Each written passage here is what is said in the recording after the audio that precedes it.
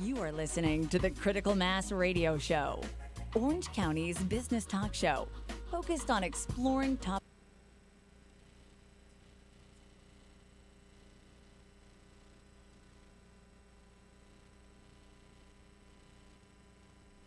And welcome to this edition of Critical Mass Radio Show. I am your host, Richard Franzi, and boy, do we have a good segment for you today. Trust me on that one. This is episode number 1097, making our way to 1,100 interviews.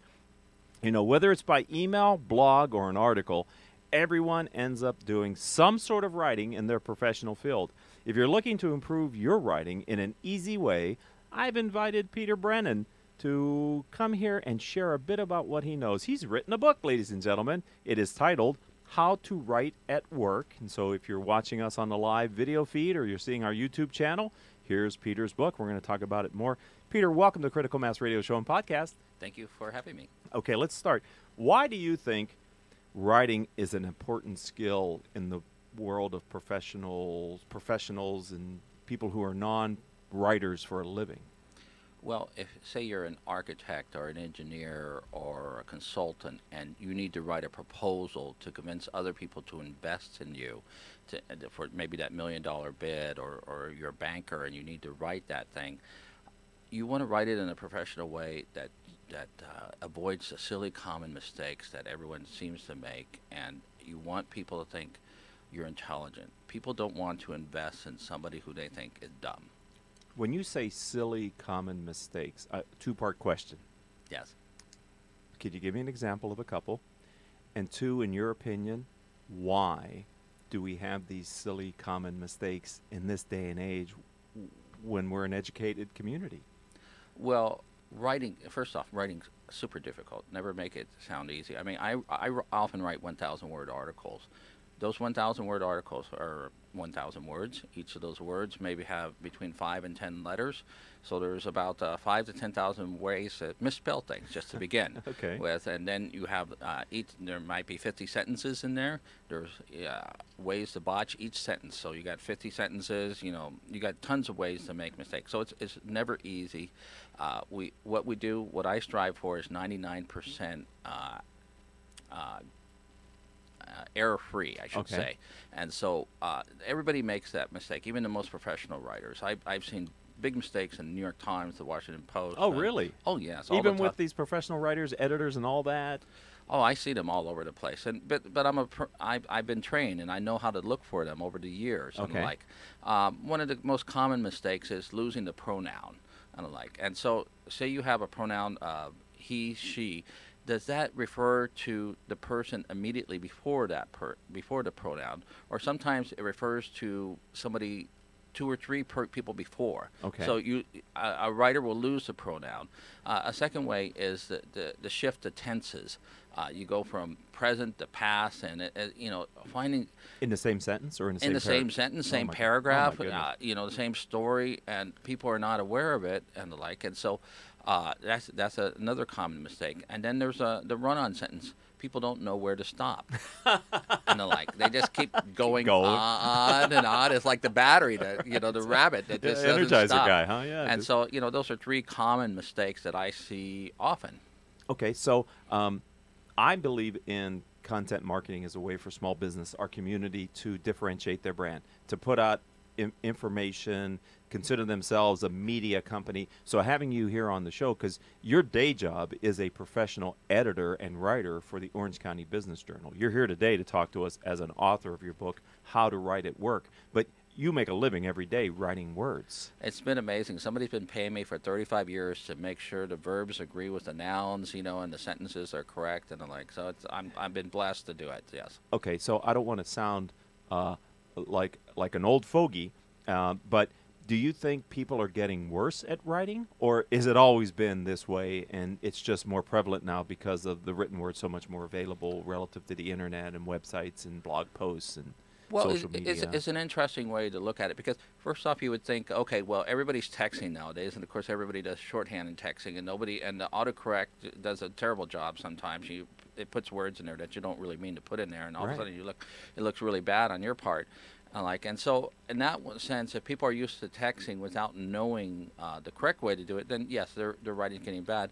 But also nowadays, there's more chances to write. You can, it's much easier to write on the blog or on the internet than say it used to be write a letter to the editor, 30 or 40 years ago. I mean, those spaces were limited. Now there's unlimited space to write. Uh-huh. And when you, as a professional, read someone else's work, maybe it's a book. I gave him a signed copy of Killing Cats Leads to Rats. He gave me a signed copy of How to Write at Work. So we're authors and we do that. When you're reading my book, if I have poor sentence structure, will that take away from your getting value out of my written word?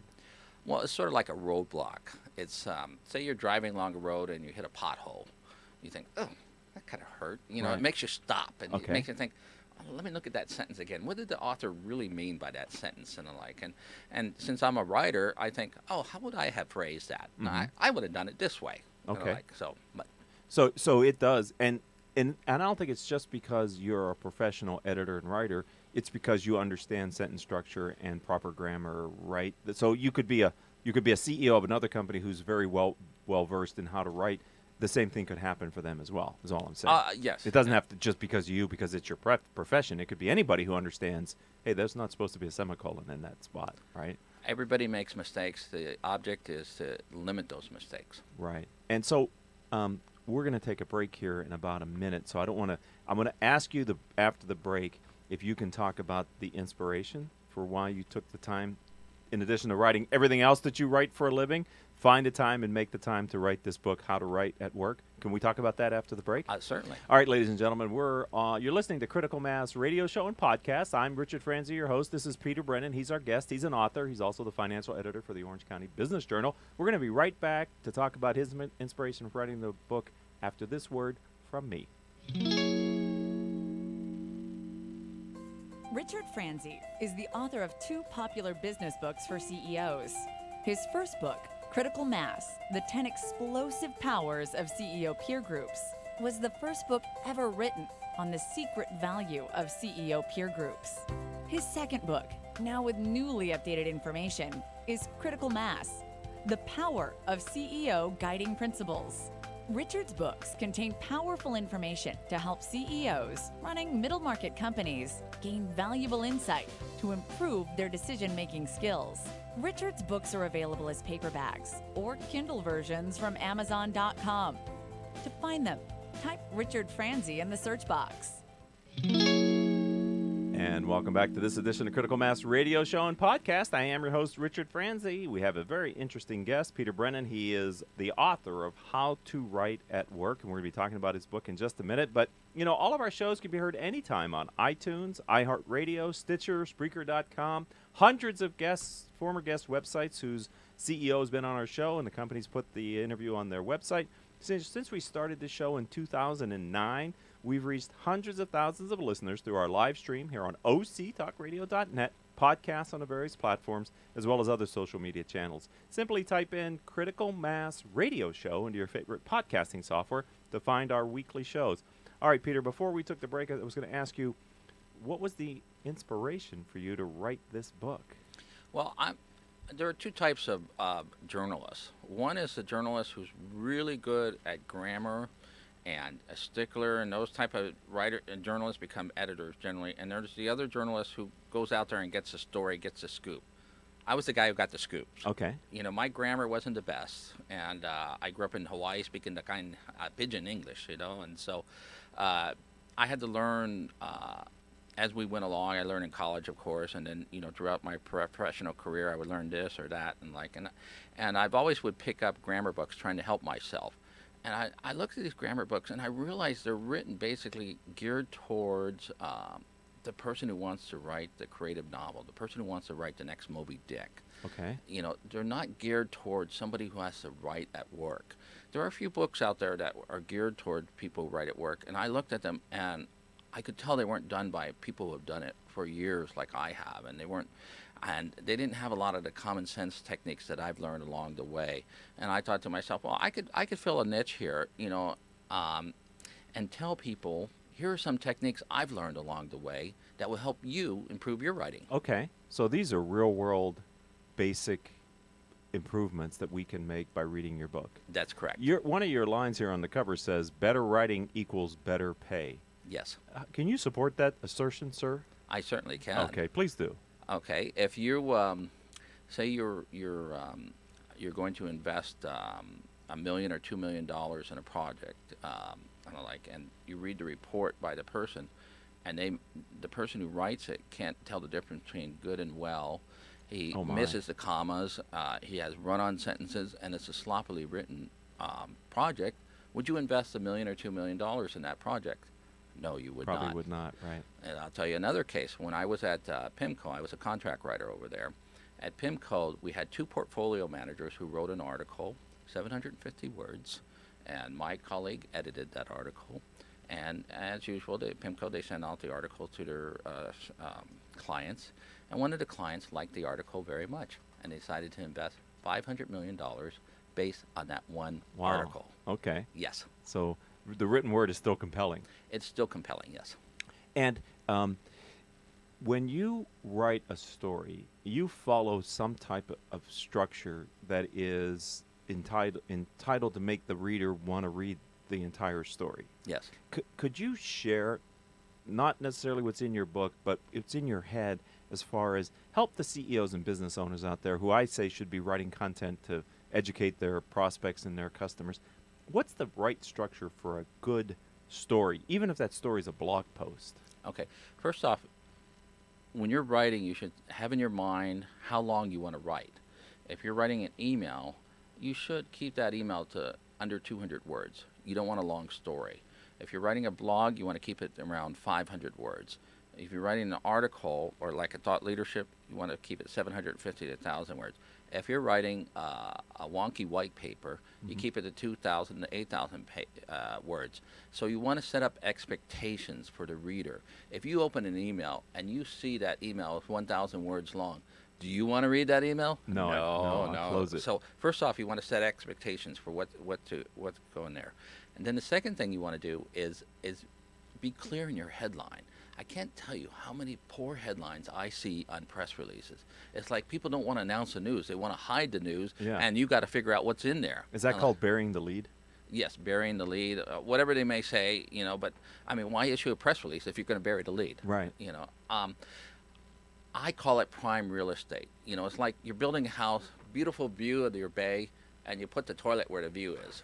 You don't want to do that. You want to put big windows where the view is. Right. And so those are 2 prime examples of you could take away from me right now. So when you write an article, unlike your book, are you hoping that somebody reads the entire article, or are you writing it knowing that some people may only read a certain portion, and if so, does that influence how you write that story? Here's the key. Nobody ever reads every single article. I don't expect everybody to read every single article. My wife doesn't read all my articles, and so my kids don't, so my daughter doesn't. So it's important not to have realistic expectations. That is why headlines are so important. They will tell the reader, do you want to read more about this? If you want to read more about this particular subject, here are some details. And the further you go, if you think it's a really long article, that article better be well written, and so on. So when they get to I don't expect them to read the whole thing. No. Okay, but if they read half of it, or 3/4 of it, or even maybe a quarter of it, they're getting the essence of the news. I take it. Certainly. Yes. Okay. So we have a few minutes left here, and we're talking with Peter Brennan. He is both a published author, and here is his book. For those of you that are watching us live, I'm holding it up right now. This is my copy. It's signed by him, so go get your own. We're going to talk about where you can get this book. And it says here, award-winning business journalist, and it also says, quickly create great messages. Yes. Who did you write this for? I wrote this for people who work, for the architects, the engineers, the accountants, the people in the STEM industry frankly, let me tell you a little story. The STEM industry, of course, is science, technology, engineering, math, and the like. And all the universities are gearing towards those professions. And as a result, they're all in there, and they're very attuned to that. They can build buildings, they can do all these fancy calculations, but they can't make the verb-subject agreement work. And like, so they have problems there. So that's who my audience is. And I'll tell you, I've had 2 CEOs tell me this in the past year. One was a engineering firm, and this guy's hired hundreds of engineers, and he leans across the table and tells me, "You have a very important skill." And I said, "Really?" "You can write." And I said, "Wow, I didn't think that that important for an engineering firm." But he said it was important for him because he needed an engineer who could write the successful proposals. And the same was a banker who told me when he was teaching a class in finance at a local university, he would tell the students, "Now, if you're getting another minor, don't get another subset of business or something. Go out there in the humanities and get English or something like that." Because his belief is that if you can write well, you can think clearly. That's a sign of a good thinker who can think things through and figure things out. Wow, that's awesome. So, Peter Brennan, if someone would like to buy your book, where would you suggest they go to do such a thing? Amazon.com. Just type in my name and it should appear, Peter Brennan, How to Write It Work, and it's available on Kindle and hardcover. So how do you spell your last name? Brennan, like Walter Brennan. Or are you related?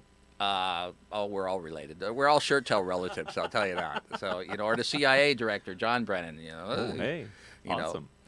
Be careful. Powerful people. He might be listening right now. We don't know. So I have like just 30 seconds left. And so when you wrote this book, did you get in the zone? Was it easy for you to write this book? Did you sit down one afternoon and just bang it out? Or what was involved here, Peter Brennan? I did not sit down one afternoon and bang this out. I read a lot of books. And I've read a lot of grammar books, so you don't have to read them. Okay. I've read 600-page books. And I could go 20 pages on where to put a comma, and I'll tell you, man, that could get really dreadful. Oh my God! So really? Oh yeah, it's. You're scaring me now. Give me my book back.